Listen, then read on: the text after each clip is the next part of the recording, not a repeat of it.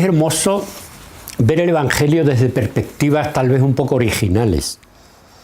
Generalmente hablamos del Evangelio en los primeros milagros de Jesús, el Sermón de la Montaña, la ascensión hacia Jerusalén, los milagros en general y finalmente la muerte y resurrección. Pero si uno va leyendo con tranquilidad y con paz, hay hechos en los Evangelios que no nos pueden pasar desapercibidos. Yo he pensado en esos personajes que no son ni los más pobres, ni los más significativos, sino unos personajes que todos ellos coinciden que eran hombres ricos, eran hombres poderosos, eran hombres que figuraban dentro de la sociedad y que llegan a estar en contacto con Jesús y sus vidas cambian rotundamente.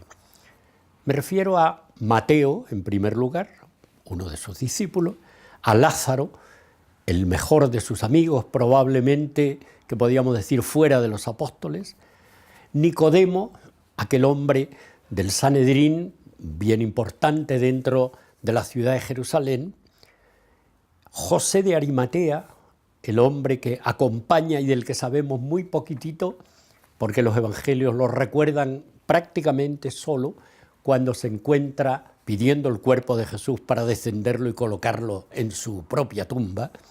Y finalmente Zaqueo, que es un hombre que aparece solamente o esporádicamente en un intento curioso de percibir a Jesús.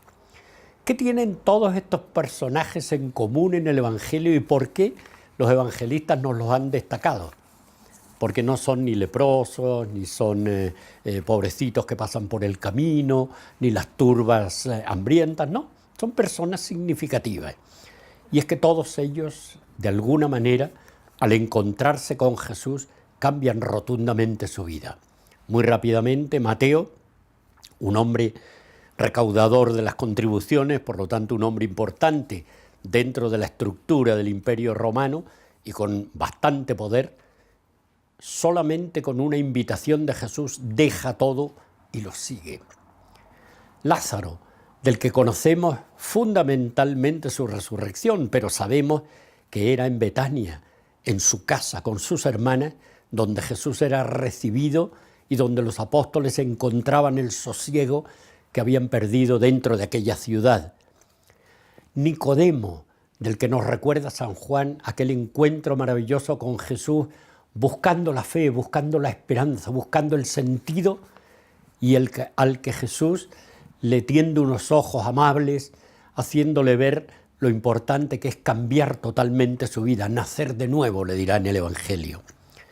Y Zaqueo, ese personaje pequeño, seguramente bastante fresco dentro de sus actividades en la vida, que reconocía que había burlado a muchos y que había defraudado a muchos, pero que la curiosidad le lleva a encontrarse con Jesús y sin tener miedo al ridículo se sube en aquel sicomoro para verlo, y aquí que Jesús lo llama como si fuera un amigo. Zaqueo, quiero estar contigo en tu casa. Qué encuentro más maravilloso el de un hombre que inmediatamente también cambia la vida. De José de Arimatea solamente conocemos su actitud final ante Jesús, siendo también un hombre importante del Sanedrín. Todos estos hombres tenían la posibilidad de vivir felices en su vida material. Todos estos hombres cambian su vida profundamente ante la mirada al Señor, ante el encuentro con Jesús, lo que significa para ellos ese cambio, esa metanoia de que hablaban también nuestros evangelistas y que significaba que el cristianismo no es una idea, no es una ideología, es una historia de amor que solamente se puede vivir al encontrarse con Jesús y, por cierto, junto a Él, con María.